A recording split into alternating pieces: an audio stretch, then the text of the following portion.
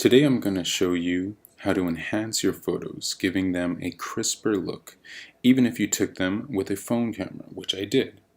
Welcome to this Photoshop tutorial. I'm Andrew E. McCullum. First thing I'm going to do is go up and open a photo of an image that I want to enhance. Now the photo I've chosen today is a photo I've taken of some of my ceramic work, and it's a pretty good photo. I put it against a gradient background when I took the photo, but as you can see, the lights coming in from either side give it a very yellowish type of tint, and I kind of want to get rid of that. I also want to enhance the edges around where the edges of the bowl meet the background to kind of make it stand out from the background a little bit, so you can kind of see the three-dimensional volumetric look of the bowls a little bit more.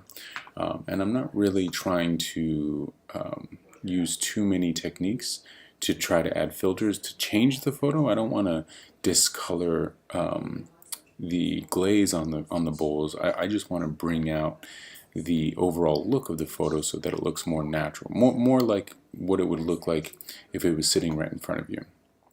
So what I normally do first off the bat is I go up to Image, and I go to Auto Color, and I go to Auto Contrast, and Auto Tone. And these three things will allow the color and contrast and tone to kind of balance out. And Photoshop does a really good job at allowing all of that to happen.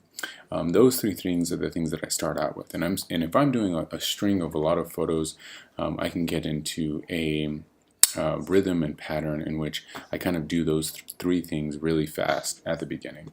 The second thing I want to do is click on the background, right-click on the background, and duplicate this layer. And I'll go ahead and say OK. And I duplicate that layer, and then with this background copy highlighted, I'm going to go up and select Overlay. And it's going to look like kind of weird right now, but after that I go up to Filter, Other, and High Pass. And what that does is it kind of brings out this object a little bit. So as you can tell from before, the glare was kind of like causing it to melt into the background. But what this is doing is it's kind of separating the foreground objects, which are these bowls, from the background. So you never really want to go above 4 pixels as a radius. So I normally hover between 2 and 3.5. And you can pick with this little picker where you want to see the preview. And I click the preview button so you can see kind of what's going on. And you can tell if you change the slider to be too much, it'll get too grainy and too overexposed. So you definitely don't want to go too high. Like I said, right around 3.5, maybe even 4. It really does give a good separation of the background. So I think that looks okay, so I'm going to hit OK. And that is generally what I do. So we can kind of go back and see in history and see what it looked like when I first opened it. So what you see, there's kind of like a veil of yellow light that goes over everything. And this is after I've made all the changes.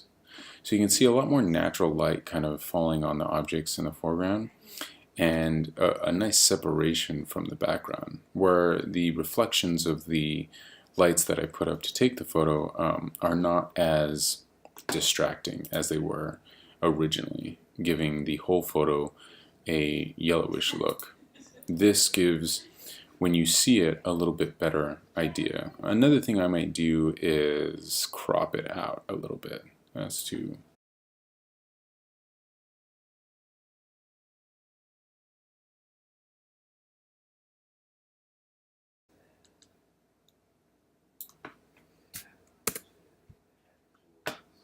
and that looks a little bit better.